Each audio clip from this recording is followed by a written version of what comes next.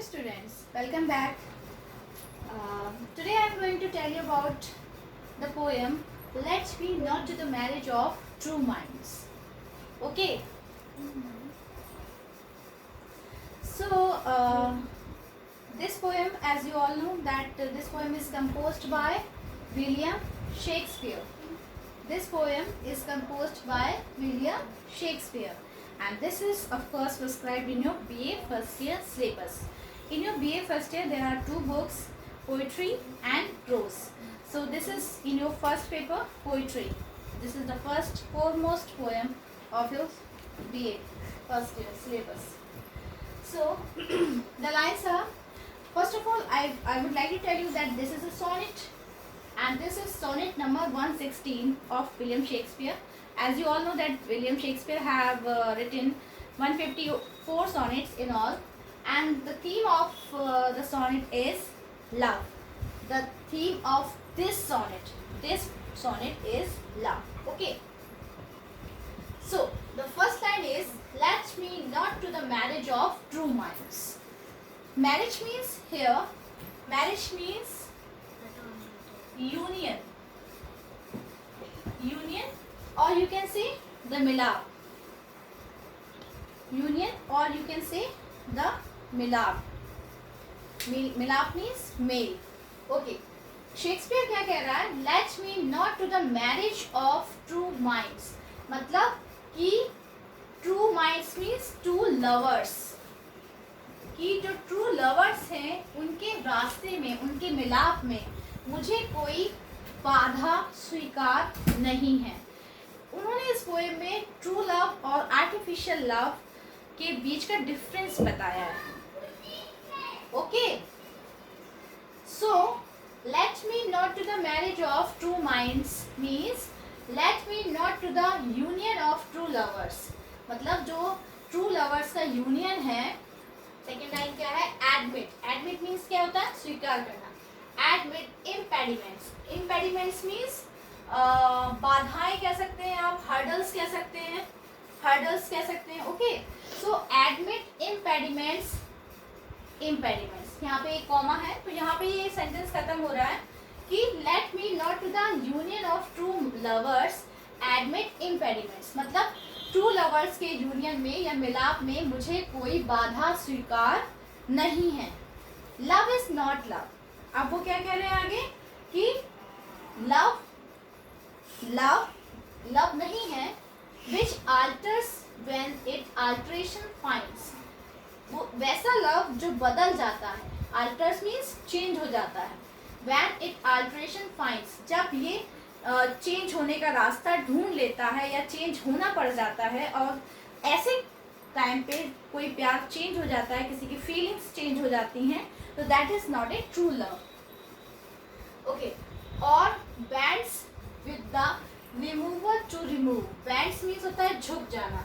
अगर कोई रिमूवर, यहाँ पे नेल पेंट रिमूवर की बात नहीं हो रही है.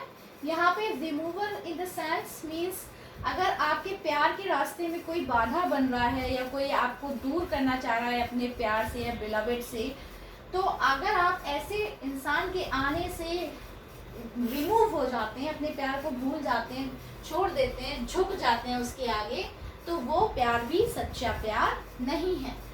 O not it is an ever fixed mark.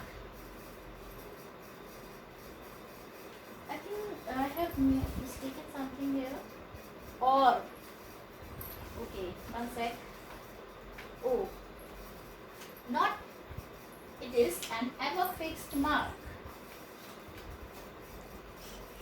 Yeah right. Okay. तो अभी तो उन्होंने ये बताया कि ट्रू लव के रास्ते में अगर कोई बाधा आती है तो वो मुझे स्वीकार नहीं है. ऐसा प्यार सच्चा प्यार नहीं है जो किसी भी चीज़ के आने से बदल जाता है या रिमूवर के आने से रिमूव हो जाता है. O not it is an ever fixed mark. ये तो एक एवर फिक्स्ड मार्क है. That looks on tempest and is never shaken. जिस तरीके से एक ध्रुव तारा, एक पोल स्टार जो होता है, जिस तरीके से एक ध्रुव तारा होता है वो एक ही जगह पे फिक्स रहता है, और जब शिप वगैरह जा रहे होते हैं तो तूफान आता है, टेम्पेस्ट मीन्स तूफान, तूफान आता है तो उसके आने पे उनके पास केवल शिप वालों के पास में केवल एक ही रास्ता होता है कि वो ध्रुव तारे की तरफ देखते हैं और अपनी दिशा को उसी दिशा की तरफ, उसी से डिसाइड करते हैं कि हम किस दिशा की तरफ जा रहे हैं। उसी तरीके से वो कह रहे हैं कि love, true love is an ever fixed mark that looks on tempest and is never shaking. जो टेम्पेस्ट में मतलब तूफानों में भी अडिग रहता है, वहीं पे खड़ा रहता है, कोई भी कठिनाई आ जाए तो उसका सामना करता है, एंड इज नेवर शेकिंग, और कभी भी हिलता नहीं है। It is the star to every wandering bark. अब स्टार, ये वही ध्रुव तारे की बात हो रही है, यहाँ पे पोल स्टार की बात हो रही है कि जो है ये उस पोल स्टार की तरह है जो एवरी वॉन्डरिंग बार्क, अगर कोई इधर उधर घूम रहा है, भटक रहा है प्राणी, और उसे भी ट्रू लव हो जाता है तो वो भी अपनी ज़िंदगी में रास्ता पा लेता है, मंजिल को पा लेता है। हर घूमते फिरते हर बुरे इंसान के लिए भी ये अच्छा साबित होता है। Whose worth is unknown, although his height be taken। मतलब उसकी जो वर्थ है, उसकी जो इम्पोर्टेंस है, वो हमें तब तक नहीं पता चलती है, मतलब जब तक हम उसकी उसको परख नहीं लेते हैं, या फिर जब तक कोई कठिनाई नहीं आती है तब तक हम उसको पहचान नहीं पाते हैं। ऑल्दो हिज हाइट भी टेकन, मतलब उसकी हाइट तो हम नाप सकते हैं, जिस तरीके से हम पोल स्टार की हाइट तो नाप सकते हैं, लेकिन उसकी वर्थ, उसकी इम्पोर्टेंस हम तब तक नहीं समझ सकते जब तक कि हमें उसकी सच में ज़रूरत नहीं पड़ जाती।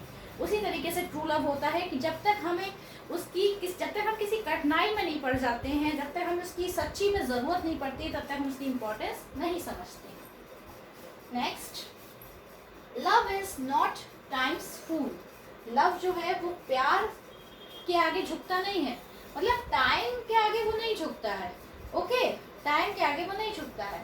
दो रोजी लिप्स एंड चीक्स, लेकिन जब जो रोजी लिप्स और चीक्स पे बेस्ड प्यार होता है, मतलब जो सुंदरता पे बेस्ड प्यार होता है, जो फिजिकल ब्यूटी पे बेस्ड प्यार होता है, वो ज़रूर मुरझा जाता है टाइम के साथ में। Within his bending sicles compass come. जिस तरीके से एक प्रकार होता है, इस तरीके से प्रकार आप लोगों ने देखा होगा, इस समय मेरे पास नहीं है।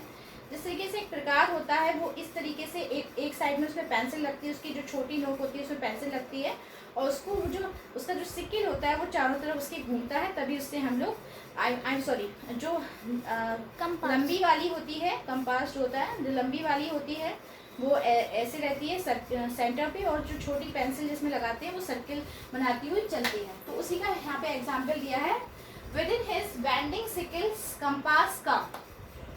जिस तरीके से हम एक पेंसिल से सर्किल बनाते हैं तो उस सर्किल में जितना घेरा आता है उसी में उतना रहता है। Love alters not with his brief hours and weeks, मतलब जो फिजिकल ब्यूटी होती है वो रोजी लिप्स और चीक्स के सिकिल, मतलब जो सर्किल होता है उसी के अंदर रहती है, लेकिन जो ट्रू लव है वो इस सर्किल में नहीं आता है। Okay, love alters not with his brief hours and weeks। जो प्यार है, जो ट्रू लव है, we are talking about true love.